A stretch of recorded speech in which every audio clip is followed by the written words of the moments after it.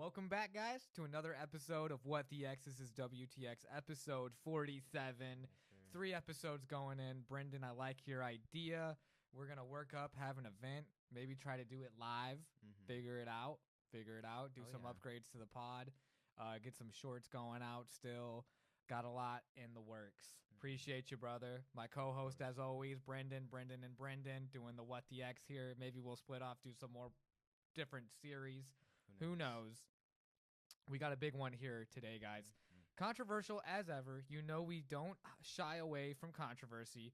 We had what would you call it? An alpha pod last time. Yeah. Where we were very adamant about masculine energy, about not being a little bitch. A lot of simp boys out there, and we're here. This pod here, fellas, is to get your masculinity back and be top G's. And to be top Qs, top queens.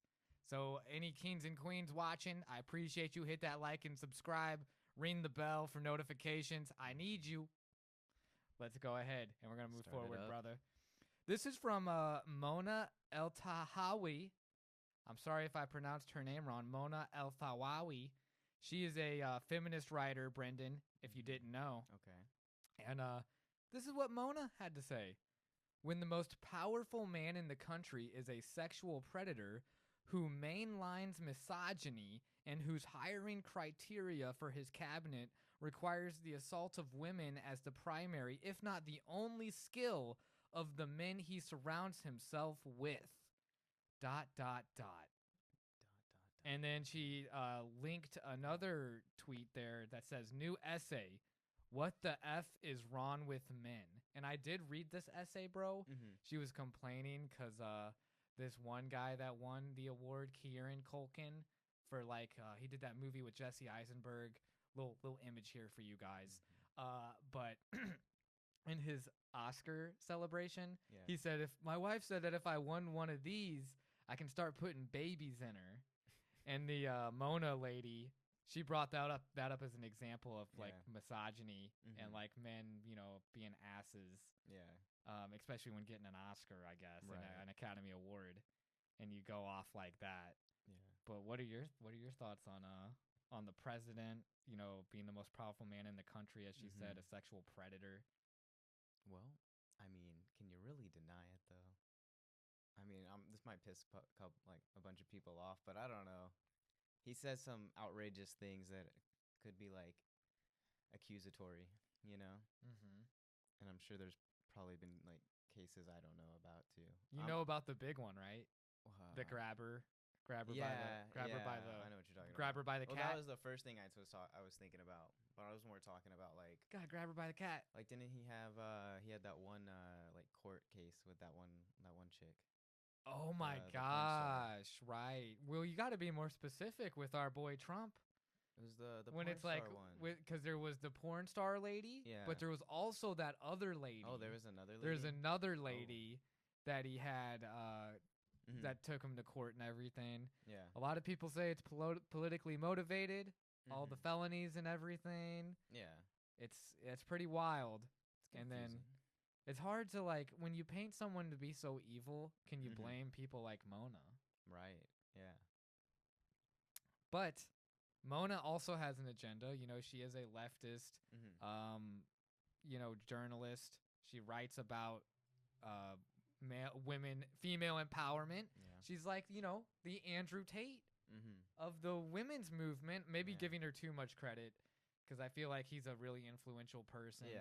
She doesn't. I don't think she has quite as many followers. But this next tweet, this tweet's gonna get everybody. Okay. Because we got a more conservative crowd, I think. Yeah. But Mona, she's going in on this one. Yeah. Rain or shine, our message is the same.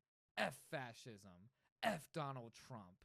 It was great to see Palestinian flags, pride flags, signs in support of the abducted and disappeared students who opposed genocide. To chant, tax the rich, tax the mother effing rich. Hashtag hands off protest. The anger, the energy. I actually had to look that up the other day because I had no idea what it was, and I saw it kept popping up on news feeds and everything, and I had no idea. I was like, what is this? And I had to like look it up and find out what it was. So what did you find out? What was the little bit that you found out? And I can always fill in the blanks. I mean, pretty much. I mean, I'll be honest. I didn't do that much research. I was like, I just wanted to see what it was, and then I was done with it. But it pretty much just seemed like a thing against like the policies Trump was putting into place, and like seemed like they were anti like Israel, you know, like for the Free Palestine movement and everything. And I was like, okay. Well, as far as I understand it, Yeah. that definitely the Israel-Palestine thing, and then they had that student who was like really pro-Palestinian student who got like deported, I think. Like he got Really? evicted, taken out. He had to go. He got sent back. Really? Wow. And he's a college student, so I know, like, you know, colleges too are very political hotbeds. Right. And that's what I think she's referring to when she said disappeared students who oppose genocide. It's because there's all this controversy over this kid getting sent over. But again, it's like he was making threats. I'm pretty sure. I don't know the extent of how much harm he caused. Right. But it's not like he's some innocent, you know, person smelling the flowers and everything. This guy is a serious threat. Oh, okay. Like if just from what I've gathered, right, on the news. So that's alarming. Right. And then the whole dude, it's a touchy subject.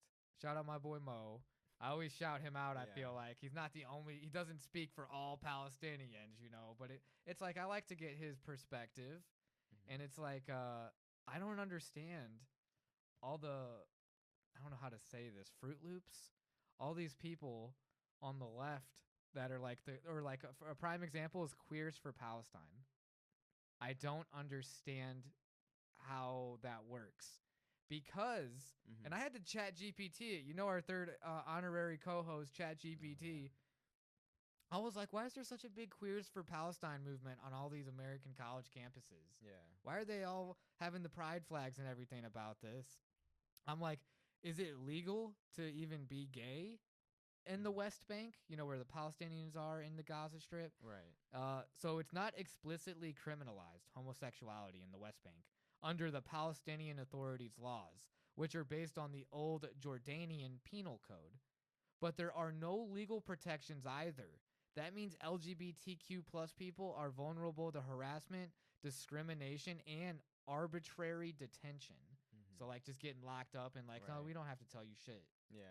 And then the Gaza Strip, which is governed by Hamas, a militant Islamist group that I'm sure we're all familiar with here, the legal and social environment is much more repressive. Homosexual acts are explicitly criminalized under a 1936 British mandate law still in effect and reinforced by Hamas's strict interpretation of Islamic law. Punishments can include imprisonment or worse.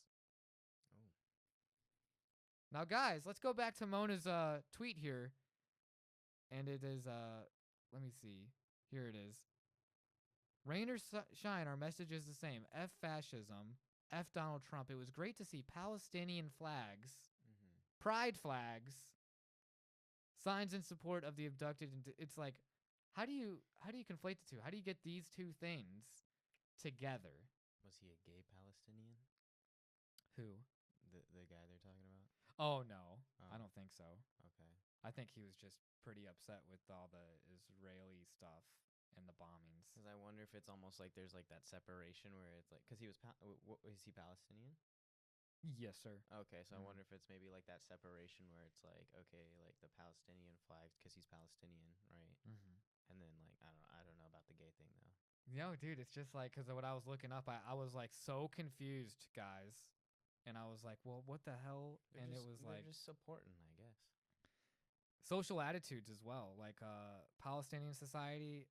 Like many in the region, generally conservative and religious, public opinion is awfully strongly against homosexuality, viewing it as a sin. So you're going to wait. It's just like people will rally behind anything as long as they can have another victim to line themselves up with. That's my perception of that.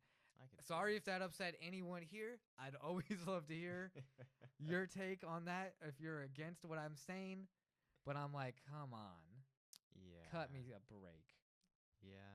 I mean, it goes back to like I guess that victim mentality we were talking about last episode. I'm just like, dude, I'm like, don't get me wrong.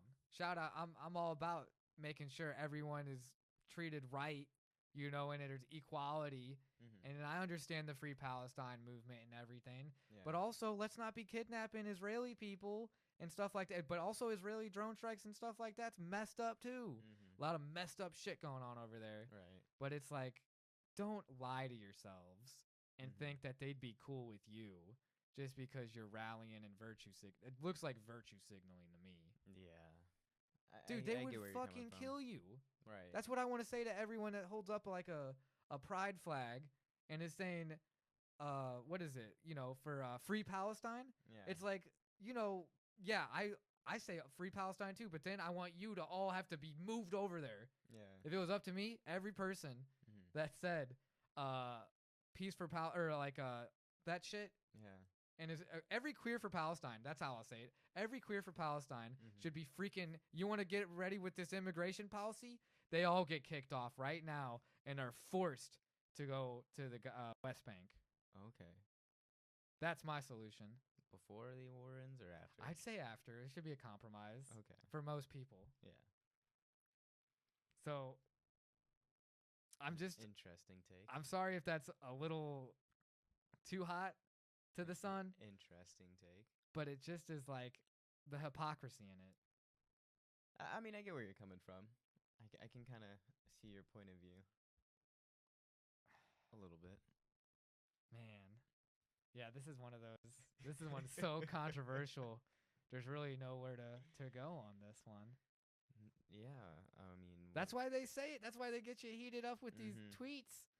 Moda El Tahawi, she knew what she was doing. Oh, yeah. Right. Excuse me, it's El Tahawi. Oh, is it? Did you finally figure it No, out? I just would say, I'm just acting like how she would correct me. I feel like if I were to say her name enough times wrong. But yeah. Damn. We'll probably have to do a back-to-back one on this one. I thought this one would be a little crazier. Right. But maybe because it's too controversial. Yeah. Whose side are you on? I'm neutral. Whose side are you guys on? Let us know. Honestly, I'm on humanity's side. I think no bloodshed. Yeah. That would be awesome. That would be Obviously, it's a messed up time. Yeah. People are hurting. We obviously don't have any personal stake in this. No. And I'm sorry if it seems like I'm making light out of a very serious topic, guys. I do have prayers out for everyone affected in that area. But also, when we politicize things, let's maybe think about the context of the region. Let's maybe think about what rights we'd have if we were really there before we say stupid shit on a college campus because you're emboldened. It's silly. You know what's silly, bro? What's on silly? A college campus, there's like little safe spaces, designated safe spaces. Shouldn't the whole college be a safe space? Yeah, should be. Who's really the intolerant ones here? The people that are setting up safe spaces. True. Because they're assuming that there's a dangerous space if you talk about other things. So if the people creating safe spaces are for danger.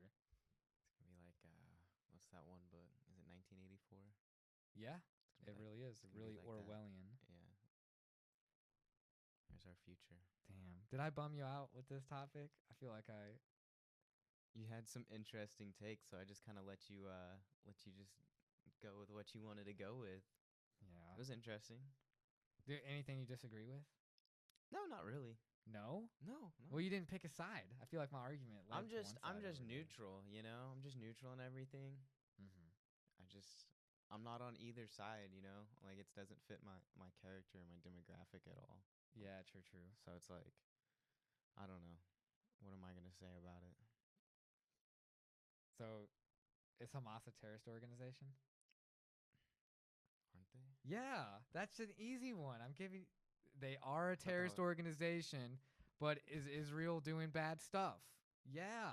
That's what I'm saying. Like you're right. We're not picking sides here, but we are gonna point our finger and say, hey, that's bad. I thought you were setting me up for like a trick question or some shit. No. Well, Yeah. Yeah, that's it for this one. Oh yeah. I think that covers it. I know, dude. This is the one that's gonna get us canceled. Yeah. 60 or no, I said 67 episodes. Like we skipped 50 already. This is the 47th episode, everybody. I appreciate everyone watching. Thank you so much for tuning in. Oh yeah. We're gonna have an even more fire episode next, and then after that, even more fire. It's gonna be exponential. Soon, it's gonna be who knows. Who knows? But love you guys, and we'll see you again. Please like and subscribe. Oh yeah. What the Yeah. X? You cut me off. You delayed it on